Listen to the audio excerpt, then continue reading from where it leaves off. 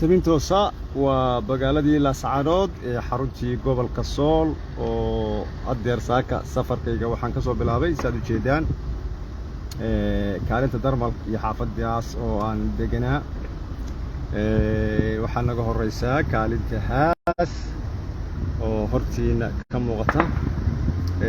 qadar rasaas oo gogoosa ayaa dhacaysa مليشياتكي نفل عارقها سوماليلاند حالي habeen barkii amaan raadey sagaalkii caawisnimo ay isku dayeen in ay dhanka iska dhoonka ka soo galaan magaalada Laascaanood hayeeshee xoogaga SSC ayaa u gurgurtay waxaan filayaa xalay in khasaaro badan oo ka badan kii hore saraakiisha badan ay ka cadanayeen uu markaasi soo gaaray magaaladu waxay ku jirtaa waa magaalo ku jirta xaalad colaadeed halka kan waa kaalinkii haas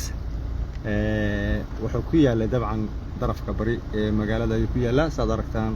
waxa weeye dhaqdhaqaaq ganacsi oo hadeer jira ma jiro shaqaalihii dhalinyaradii qof kasta oo kamid ah shacabka deegaanadan Sool Sanaag iyo Cayn gaar ahaan dadkii deegaanaha magaalada Laascaanood rageedii waxay ku jiraan dhufaysyada waxayna difaac ugu jiraan sida ay dalkooda iyo dadkooda u difaaci lahaayeen وقواس buraha magaalada Laascaanood ee dhanka bariga ka xiga halkan waa garoonkii kubadda Dr. Cabdikariin warjeeda magaaladu waxa weeye cid badan ay ma dhex marayso gaadiidku aad ayuu ugu yar yahay waa magaalo ku jirta halgan iyo wax iska celin iyo difaac waa magaalo lagu soo duulay ومقالو دغالميسا قضيادooda iyo rabitaankooda iyo iraadada shacabkooda sida la socotaan kacdoonkii shacabka kadib markii la dilay marxuum Allah u naxariistay Hadraawi Sangub waxa ka dhashay sida la socotaan kacdoon xoog badan kacdoonkaasi oo keenay in guud ahaanba shacabkii magaalada Laascaanood ay mudaharaad u soo baxaan mudaharaadkaasina aakhirkii wuxuu keenay in maleeshiyaadka argagixisada Soomaaliland ay markaasi xasuuq ka geystaan magaalada dhalinyaro badanna ku laayaan aakhirkiina waxa timid in shacabku ay hubkooda qaataan dagaal socday 15 daqiiqo oo ka dhacay magaalada Laascaanood xilli habeenimo ay u suura gashay xogaga jamaahiirtu inay ka saaraan maleeshiyaadkii tirada badnaa ee gaadiidka dagaalka watay SNM magaalada Laascaanood banaankana ka dhigaan waana ta keentay xorriyadda xilliga kan ay ku naaloonayaan shacabka ku dhaqan magaalada Laascaanood inkastoo magaaladu firaaqo tahay inkastoo guryo badan la dumiyay inkastoo ay isku dayayaan inay jiha kasta ay markaasi ka soo galaan bisana niyada birta ee shacabka ayaa keenaysa in lagu hojiyo oo duleedka bari ay isugu soo ururaan maleeshiyaadkii maamulka Soomaaliland ay ka abar qaadan jiray dadqalka Muuse Biixi waa sida u yaqaanaan ama hiliblaha Hargeysa waxa weeye waa magacyada looga yaqaano magaalada Laascaanood oo uu doonayo inuu ka dhigo kawaanka hilibka dadka ubay suura gelin waxay dili karayeen iyo wixii afka loo soo duubanayay wixii la isku dhufanayay wixii la isku horkeenayay intuba xaasha hadeer way soo afjarmeen magaaladana waxa ka talinaya shacabkeedii iyo dadkeedii ayaa ka talinaya min daraf ilaa daraf dadka ku dhaqan deegaanada Sool Sanaag iyo Cayn maanta waxay soo qalab qaateen inay difaacdaan magaaladooda oo aysan dib uga soo noqon maleeshiyaadka doolka ah iyagu markaasi muddada 15 sano ah dhibaatooyinka ba'an ka geysanayay magaalada Laascaanood kuwaasi oo nooc kasta oo loola dhaqmo ama lagu baabi'iyo bashar isticmaalay hadii aan lahayd iskoorkeen isku dir qabayl xabad la isugu dhiibo dilal toosa dilal qarsoodiya oo wajiga loo duubto warka qaar ayaa sheegayay ama hadeer baaritaano dadku ay wadaan in dadka afka soo duuban jiray ayba ka soo bixi jireen xariyaha ay deganaayeen maleeshiyaadka maamulka Hargeysa ee duleedka magaalada Laascaanood halkaasi ayayba mataqaanaa oo ahayd baxarun oo laga soo ababixin jiray waayo waxa taas marxaati u ah wixii ka dambeeyay maalintii uu dhintay Allah u naxariistay Hadraawi Sangub kacdoonka shacabkuna bilowday magaalada ciidan amni oo ka shaqaynayay may jirin amnigu waxa uu ahaa mid sugan oo aysan jirin cid markaasi dilal qarsoodiya loo geysanay hal dil ayaa ka dhacay halkaas dilla daqiiqadiiba waxaa la ogaaday ciddii geysatay dabcan waxay ahayd uun laba dhalinyaro ah oo isku dhintay oo magaalada Lascaanood waana waxduba waxaa bilowday dhaqankii hore ee dadkan ay lahaayeen haddiiba ay dhacdo in laba qof ay markaasi ay isdilaan ama qof la dilo in markiiba qabaa'ilku ay ka wada hadlaan oo hebel ama reer hebel buu ku maqan yahay ha loo aaso ayay ahaan jirtay dhaqanka dadka deegaanada Sool Sanaag iyo Cayn tii ayaana haddeer aad moodaysaa in ay soo dib u soo noqotay cidda dhibta geysanaysay dadka qaraabanaysay ama dadka leenaysay ee madaxa soo duubanaysay waxa la ogaaday inay yihiin maleeshiyaadka uu hogaaminayay dadqalka Hargeysa Muuse Biixi maanta waxay ku jiraan ama ku jiraa Muuse Biixi laba daran mid dooro Lascaanood oo uu ka baxaana waxa ay u noqonaysaa burburkii iyo baabi'ii maamulkii 32 sano jiray ee Soomaaliland si joogitaanka deegaanada tan iyo isku dhajinteeduna waxay keenaysaa dagaal iyo iska caabin xoog ku imaanaya oo kaga imaanaya shacabka deegaankan oo aqbalayeen taladoodu inay dib ugu soo noqoto Hargeysa iyo halka dibindaabyada laga soo maleegayay shacabkii Lascaanood sidaad u jeedaan waan qorisita oo jiida ku sii jeeda iyo nin u adeegaya laakiin shacabkii magaalada ku dhaqnaa boqolkiiba aan iraahdo 95 way ka maqan yihiin magaalada wayna ka baxeen dabcan magaaladiina sidaad u jeedaan waa magaaladaasi cidlada ah waxa jooga waxa weeye waa laboodkii waragii weeye difaacanayay iska lahaa dariiq walba iyo suuriyo walba iyaga ayaa taagan iyaga ayaa ismaamulaya waxay dareemayaan in culays badani dhab ahaantii uu ka degay Soomaalidu dhaqan ahaan waxaad moodaa inay iskuna soo dhow yihiin kana duwan yihiin dhaqanka galbeedka ma taqaanaa laga yaqaano dadka beeraleyda ah halkan ma yaalo dadkani waa dad xoolo dhaqataa xoolo raacata oo qab badan uu ku jiro sharafta iyo karaamada qofkana aan ogolayn in lagu xadgudbo marka ma aha dhaqanka beeraleyda aad wadid ma taqaanaa waliba in uu isagu yahay mid aan ahayn ama ka turjumaynin dhaqanka dhabta ah ee ay Soomaalidu leedahay wadu jeedaan sidii garaadku sheegay markii la weydiiyay maxay ku nool yihiin mar hadiiba ay colaad iyo dagaal ka socdeen magaalada Lascaanood iyo deegaanada Sool Sanaag iyo Cayn dadkan waxay ku nool yihiin cad iyo caano ay ku nool yihiin xoolaha ay dhaqdaan hilibkooda iyo caanahooda ayay ku nool yihiin kaas ayayna maqsuud ka yihiin dabcan mana aha dad muctamid ku ah ama ku xiran kaalmo iyo caawimo shisheeye oo laga keenay wadamo galbeed waxay aaminsan yihiin in Allah subhanahu wa ta'ala uu qof walba irsaaqadiisa isagu kafaalo qaaday wax laga keeno badaguudkood oo reer galbeed iyo isticmaalkii iyo reer galbeed ay keenaanna inay tahay wax uun dan laga leeyahay aysan ahayn wax daacad iyo ibni aadantinimo ka ah waa magaalo aan ku xidhnayn waxa la yiraahdo beesha caalamka iyo hay'adaha caalamka iyo deeq dibadda loo keeno dad noloshoodu ay ku tiirsan tahay Allah subhanahu wa ta'ala ثم waxay iyagu haystaan ilaahay markaas ugu deeqay weeye muddadaas labada bilood socday halganka kacdoonka iyo dagaaladuba dadku iyaga isku filan oo noloshooda maareynay masjid jaamici magaalada Lascaanood ayaa inaga horeeya oo halka wajahadeena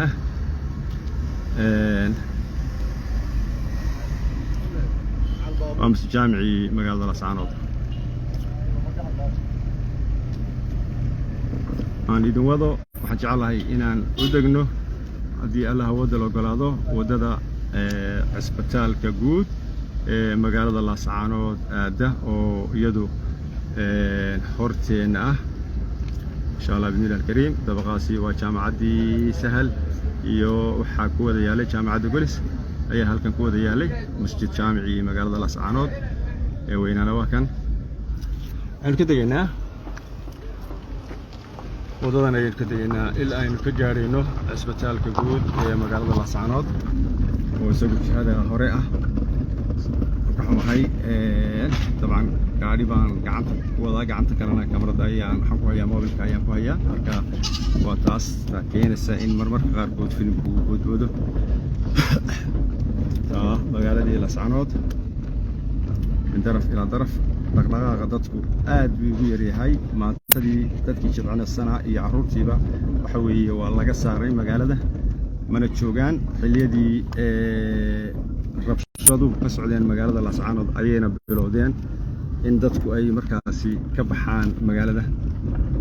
laakiin waxa ay og yihiin qalbigan ay ku hayaan in Laascaanood deeqa ama Laascaanood bila siday shacabka reer Laascaanood u yaqaanaan ay maalin uun ku soo noqonayso meeqaamkeedii ay ku lahayd dhulka Soomaalida dadkeedina uu dib ugu soo noqon doono ama shacabkeedii caadiga ah insha Allah hadii Allah awood leh ogolaado waa shaarica labaad oo ka soo dega goolada ee socda ilaa iyo guriga shacabka ama aan iraahdo saldhiga dhexe ilaa bankiga Amal weeye shaarici dhexe labaad ama shaarica labaad ee magaalada Laascaanood sidaad u sheedanaya magaaladu ay dadku teel ugu yihiin markaad cabaar socotid baad arkaysaa meelaha dadku badan waa jihooyinka ama jihada bariga ee Furita ee ku jiraan xoogaga shahaadada dagaalyaanka SSC aagay ku jiraan ee dhanka bariga ayaa magaalada ka camiran oo aad loo jooga intan kale magaaladu dadkeedii waxa weeye waxay u baxeen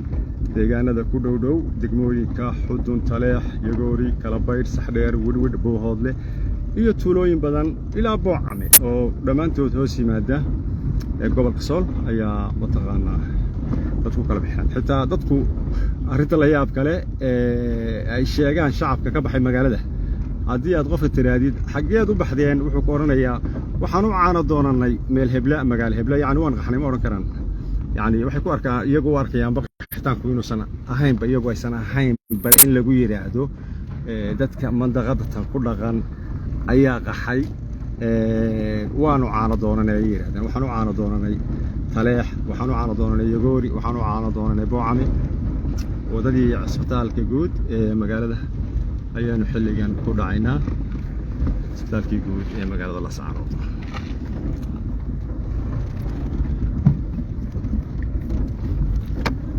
waxaan uga jeedaa oo kaliya in aan dadka magaaladii aan joogin ay sawir guud ka helaan jawiga magaalada iyo sida uu yahay ma urshaygu ama ujeedkaygu maaha inaan war iyo akhbaar cusub aan idila wadaago waxaan uga jeedaa oo kaliya inaan shacabka u dhashay deegaanadan Sool Sanaag iyo Cayn tusoo caasimadoodii xilliga kan jawigeedu sida uu yahay si ay markaasi qalbigu ugu dago waxa jirta sawiro khaldan iyo muuqaalo khaldan oo cadawgu ka gudbinayo magaalada Laascaanood ka dhigayana magaalo guud ahaan baabaaday magaalo sumuud ku jirta weeye waa magaalo halgan ku jirta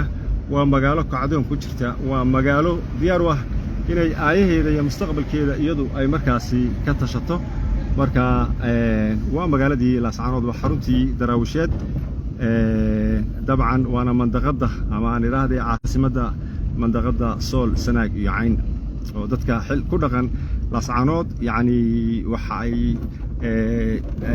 u kala baxaan xiliyadan oo kale marka ay dhibaatooyin ku dhacaan deegaanada ku dhow ee looga taliyo ama ay hoos yimaada magaalada Laascaanood cisbitaalkii guud ayaanu ku soconaa oo wadadii laamiga ahayd u bixi jirtay ama aad jirtay cisbitaalka magaalada weeye wadadii cisbitaalka magaalada aad jirtay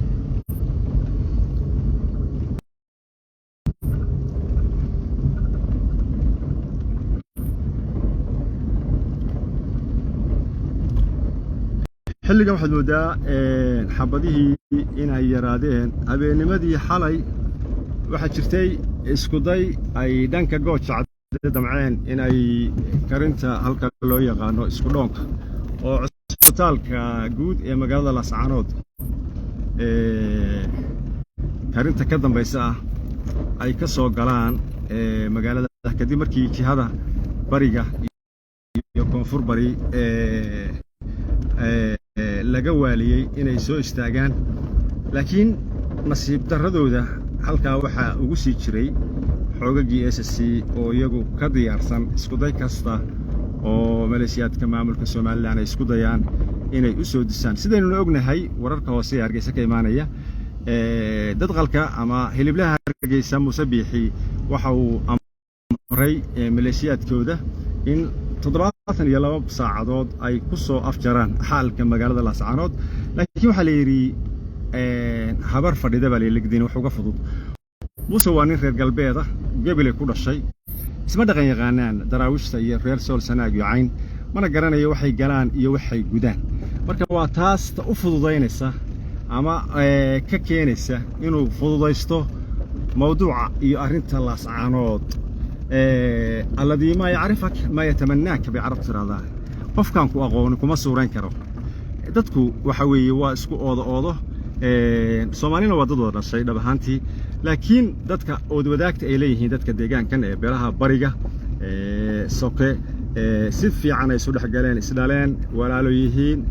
wiil iyo abtigood yihiin dhanka barigu way garanayaan dadka kani waxay yihiin habdhaqankooda waxa ay dhibsadaan iyo waxay ogol yihiin laakiin wiilka Gabiley jooga ee beeraleyda ah waa ka dhaqan duwan yahay ismana fahmayaan wiilka nugaal gudan jooga ee geeleyda ah oo isagu aaminsan dad baynu ugu sareeyo iyo wiilka Gabiley jooga waxa weeye runtii say isula keenaan habdhaqankooda aad way u adag tahay waa laba isdiidan oo aan isfahmi karin weeye laakiin inta xoololeyda ah ee waliba geeleyda ah dad dhaqan garanaysa weeye ما شاء الله عسبتالكي جود مقالة Laascaanood dadku xilligan lagu jiro xasaasiga ah runtii aad bay u dhibsadaan duubitaanka kamaradaha iyo fiidiyoyaasha shaki badanna way ka qabaan dadku marka haddii cusbitaalkii guud weeye cusbitaalka guud dhib badan baa soo gaadhay oo waxay isku dayeen maleeshiyaadka maamulka Hargeysa in ay duqeyn ka geystaan oo dhaawicii yaalay magaalada ay kaga daba yimaadaan isbitaalkii lagu dabiibi lahaa ee magaalada Laascaanood hayeeshee waa laga tabaystay cusbitaalada iyo goobaha caafimaadka ee deegaanada Sool Sanaag iyo Cayn aad bay u badan yihiin waxaa loo wareejiyay magaalooyin kale oo shaqaalihii caafimaadka iyo dhakhaatiirtiiba ay ula wareegeen bukaankii iyo dhaawacyadii soo gaarayay ama ka soo gaarayay dhanka jiida dagaalka dabcan cusbitaalka laftiisu wali waa shaqeynaya laakiin shaqaalihii caafimaadku gudi ay samaysteen waxa weeye way isqaybiyeen waa kuwa ku maqan tuulooyinka iyo degmooyinka oo dhalinyarada dhiigga ku yaboohaya ka soo shubaya dhiigga ka soo qaadaya kuwa dhaawacyada ku daweynaya degmooyinka iyo kuwa ka shaqeynaya xarumaha dhexe ee magaalada Laascaanood sida isbitaalka guud oo bartilmaameed mar u noqday maleeshiyaadka maamulka Soomaaliland waana arinta sii kicisay dareenka shacabka ku dhaqan reer Laascaanood kadib markay la arkeen habdhaqanka iyo akhlaaqiyadka liita ee maleeshiyaadka ku soo duulay kuwaasi oo guud ahaan balumiyay akhlaaqiyadkii iyo dhaqankii dagaalka dadku waa dagaalamaa raguna fooda westera laakiin in masaajidda iyo goobaha caafimaadka ee duqeymo loo geysto waa waxyaabaha run ahaantii aysan dadkan dhaqan u lahayn aqbalina karina la yaabkana ku noqotay in duqeymo toosa oo madaafiic ah tirada masaajidda dhaawacyada loo geystay waxaan meenayaa ilaa 3-4 masaajid way noqonayaan cusbitaalka guud yacni tiraba 3 jeer ayaa duqeyn loo geystay goobaha shacabku uu degan yahay iyada loobaba kala miidaan dayeenin marka waxay u ekeyd sheekada maleeshiyaadka Soomaaliland abo ka yar iga celiyo ka weyn ugu soo daayo kale intay ciidanka hor fadhiya ee dagaalka kula jira ka soo karlaliyaan madaafiicda si ay u mashquuliyaan ayay dhanka magaalada u soo ridayeen taasi oo ay doonayeen in ay ku jabiyaan moralka ciidanka hor fadhiya